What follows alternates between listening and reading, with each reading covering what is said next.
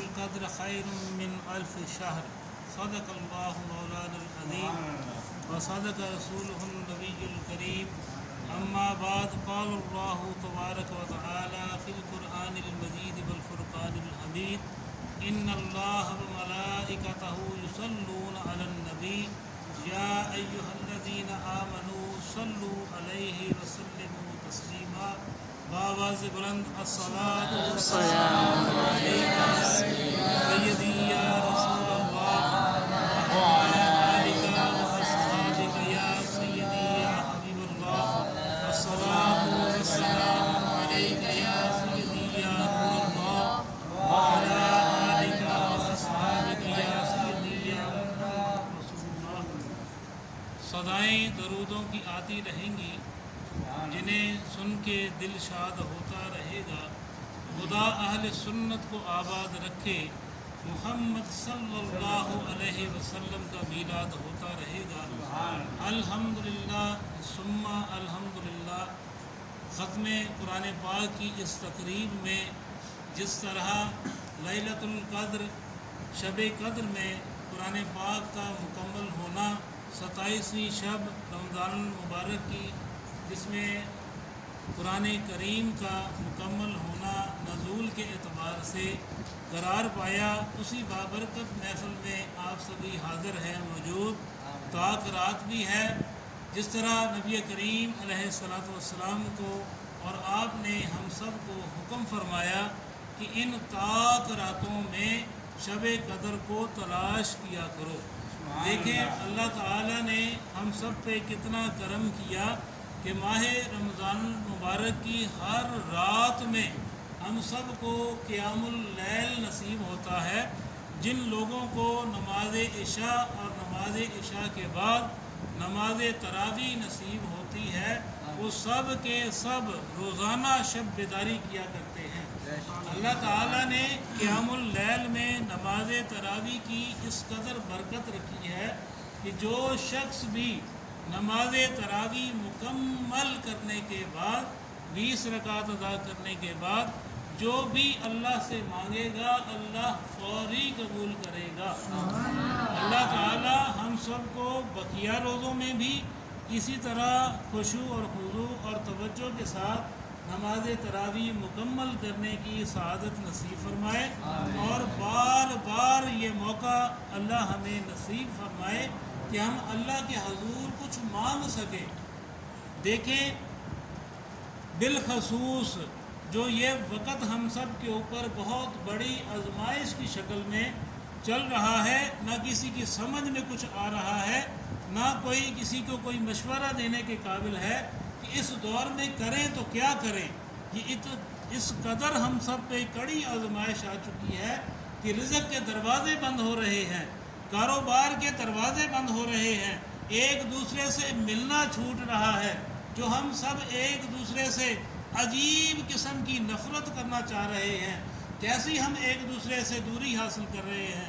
مسلمان ہی اور ان کے اندر ایمان کی طاقت ہی ایک ایسی تھی جو مسلمانوں کو ایک دوسرے کی اس طرح قریب کر دیتی تھی کہ کفار بھی اور دشمنان اسلام بھی ہیبت زدہ ہو جایا کرتے تھے کہ یہ تھوڑے ہو کر بھی کتنے طاقتور ہیں، اتنے زیادہ طاقت میں آ چکے ہیں۔ آج وہ صہیونی طاقتیں مختلف حربوں سے مختلف طریقوں سے ہمارے ایمانوں کا امتحان لے رہی ہے۔ میں تو یہ کہتا ہوں ہمارے ایمانوں کا امتحان ہو رہا ہے۔ ہم جس قدر بھی ان طاقتوں سے، ان جتنی بھی تہذیبیں ہیں ان سب سے بچنے کی کوشش کریں گے تو ہماری فلاح بھی اسی کے اندر ہوگی، ہماری بھلائی بھی اسی کے اندر ہوگی۔ یہ وہ جگہ ہے جہاں سے ہم دوبارہ ارادہ کر کے اس معاشرے کے اندر پھیلیں گے، اس معاشرے کے اندر نکلیں گے اور ہر قسم کی مصیبت کا مقابلہ کرنے کے لیے انشاءاللہ العزیز تیار رہیں گے۔ یہ وہ جگہ ہے جس گھر میں آ کر، جس جگہ میں آ کر جہاں اللہ کے حضور سر بسجود ہو کے اپنی بھی توبہ کریں گے، اور جس قدر ہمارے مسلمان بھائی ہیں، اسلامی بھائی ہیں، ان کے لیے بھی توبہ کریں گے کہ اے اللہ ہمارے اوپر سے اس آزمائش کو اٹھا لے۔ یہ کس قدر کڑی آزمائش ہمارے اوپر آ چکی ہے کہ ہم تیری عبادت کرنے کے بھی قاصر ہو چکے ہیں، تیری مساجد کو آباد کرنے تیرے گھروں کو آباد کرنے پر بھی پابندی لگ چکی ہے. یہ کیسا ہم پہ وقت آ چکا. کیا اللہ تو نہیں ہمارے اوپر اپنے گھر کے دروازے بند کر رہا؟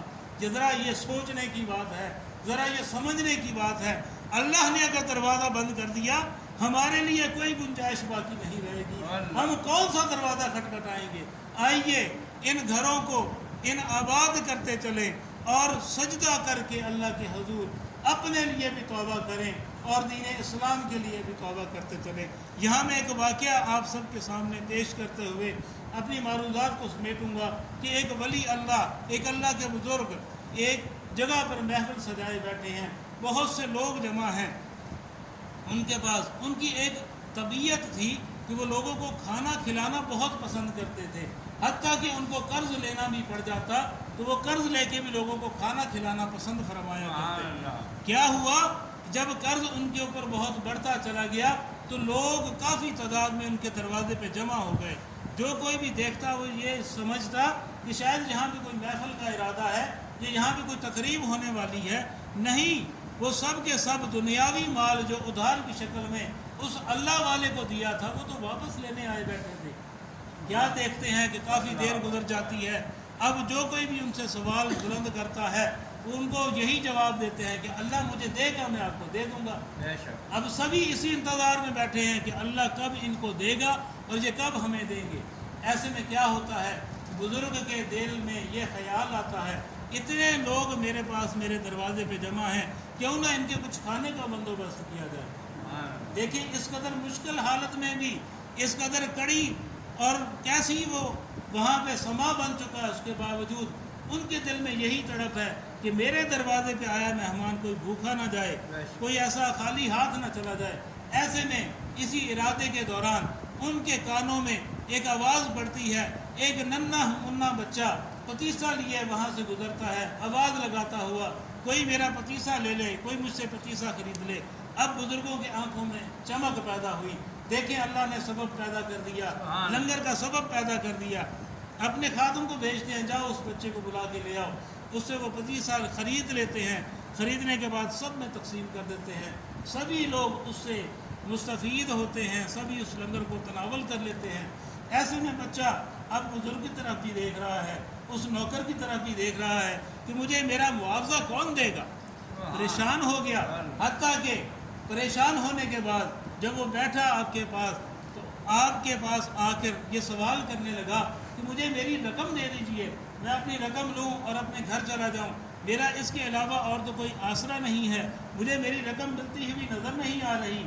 تو بزرگ کیا فرماتے ہیں, یہ سب بھی اپنی اپنی رقم لینے کے انتظار میں ہیں, ان کو بھی مل جائے گی تو تمہیں بھی مل جائے گی. ایسے میں کیا ہوتا ہے, بچہ تھا نا, وہ ذرا بے صبرا ہوا, ذرا اونچی آواز میں کہنے لگا, ذرا تھوڑا سا آواز میں درد اس کے پیدا ہونے لگا اور یہ کہنے لگا کہ میرا تو اس کے علاوہ گزر بسر کوئی نہیں ہے, مجھے تو پہلے ہی بہت دیر ہو چکی ہے, مجھے اب گھر جانے دیجئے, مجھے میری رقم دے دیجئے. ایسے میں کیا ہوتا ہے کہ وہ بچہ بے صبری کے عالم میں رونا شروع کر دیتا ہے, کراہنا شروع کر دیتا ہے. اس کی آواز جب بلند ہوتی ہے, اب بزرگ کے دل کے اوپر وہ کیفیت عجیب ہو جاتی ہے. وہ اپنے اللہ کی جانب دیکھتے ہیں, اپنے پروردگار کی جانب دیکھتے ہیں کہ یا الہی یہ کیا ماجرا ہے, یہ میرے اوپر کیسی آزمائش کی گھڑی ہے. تھوڑی ہی دیر گزرتی ہے تو ایک شخص تھیلی لیے, انہی بزرگوں کا ایک مرید, انہی کا یہ ایک دوست, انہی کا یہ ایک چاہنے والا, انہی کا یہ ایک جاننے والا, وہ تھیلی لا کے بزرگ کے قدموں میں ڈھیر کر دیتا ہے. اس تھیلی کے اندر اشرفیاں دینار اس وقت کی کرنسی ہوتی ہے. وہ اللہ کا شکر ادا کرتے ہوئے وہ نیک دل آدمی, وہ اللہ کا بزرگ, وہ ولی اللہ اس رقم کو اٹھاتا ہے, سب کے درمیان میں تقسیم کر دیتا ہے. اس بچے کو بھی اس کا معاوضہ مل جاتا ہے, لوگوں کو بھی ان کا قرض کی واپسی وصولی ہو جاتی ہے. لوگ پریشان ہو جاتے ہیں, یہ کیا معاملہ ہے, ہم تو اتنے دنوں سے اتنی دیر سے بیٹھے تھے, یہ بچہ تو ابھی آ کے کچھ ہی دیر ہوئی تھی تو یہ آ کے اپنی رقم لے کے خوشی خوشی گھر جا رہا ہے, یہ کیا معاملہ ہے. اللہ کے بزرگ سے آ کے ولی اللہ کے پاس آ کر بیٹھ کر پوچھتے ہیں, بتائیے یہ کیا ماجرا ہے. آپ نے فرمایا وہ بچہ کیا کر رہا تھا. انہوں نے کہا کہ بچہ رو رہا تھا. آپ نے فرمایا کہ آپ میں سے کوئی رویا تھا. دل چیر دینے والی یہ بات ہے کہ رونا ہے, کس کے آگے رونا ہے. اس پروردگار کے آگے رونا ہے. ذرا سا رویا تھا بچہ، ذرا سا رہا تھا، وہ نہ صرف اپنا بھلا کرتا چلا گیا بلکہ ان سب کا بھلا کرتا چلا گیا. یہ وہ وقت ہے جو ہمیں اللہ کے حضور گڑ گڑانا ہے، اللہ کے حضور سر بسجود ہو کے انہی آنکھوں کے ساتھ کچھ قطرے، کچھ آنسو صدق دل کے ساتھ بہانے ہیں کہ اللہ ہمارے حالوں پہ بھی رحم کر دے، مسلمانوں کے حالوں پہ بھی رحم کر دے، ملک پاکستان کے اوپر بھی رحم کر دے، بلکہ عالم اسلام کے اوپر رحم کر دے. اسی دعا کے ساتھ اپنی معروضات کو سمیٹوں گا. یہ آج کی رات بھی شب قدر ہے، آج کی رات بھی طاق رات ہے، آج کی رات بھی خوب اللہ کے حضور اور کچھ نہ کر سکے تو چند لمحوں کے لیے اپنا محاسبہ کر لے کہ اے اللہ کریم آج کا پورا دن جو تو نے مجھے دیا، میں اس میں کتنی عبادات کر سکا، میں کتنی قسم کی دل آزاری کی ہے، کتنے میرے مجھ سے گناہ سرزد ہوئے ہیں. تو اتنا ارادہ کر کے ہی سو جائیے کہ اے اللہ کریم آج جو مجھ سے غلطیاں ہوئیں، مجھے ان غلطیوں کا اندازہ ہو چکا ہے، اے اللہ کریم تو مجھے معاف کر دے، آئندہ میں یہ غلطیاں نہیں کروں گا.